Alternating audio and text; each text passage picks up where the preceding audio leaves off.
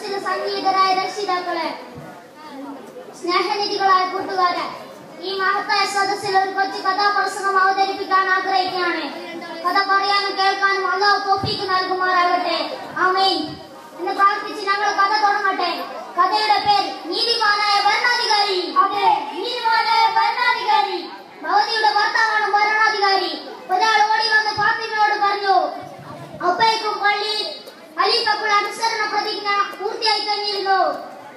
ഫാത്തിമ അത്തരം വാർത്തക്ക് വേണ്ടി കാത്തിരിക്കുകയായിരുന്നു. അതിനാൽ അസാധാരണമായ അത്ഭുതമൊന്നും അവരിൽ പ്രകടമായില്ല. നിലവിലുള്ള അതിലധികം മെച്ചപ്പെട്ട അവർക്ക് പ്രതീക്ഷിക്കാനും ഉണ്ടായിരുന്നില്ല.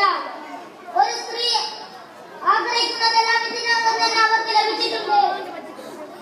സൗന്ദര്യം, കുലീനത, സമ്പന്നനും സുശീലനും സുന്ദരനുമായ ഭർത്താവ്, സുഖസമ്പൂർണമായ ജീവിതം. ഭരണാധികാരത്തിന്റെ താണൽ, അതിലപ്പുറം ഈ ലോകത്ത് എന്ത് വേണം?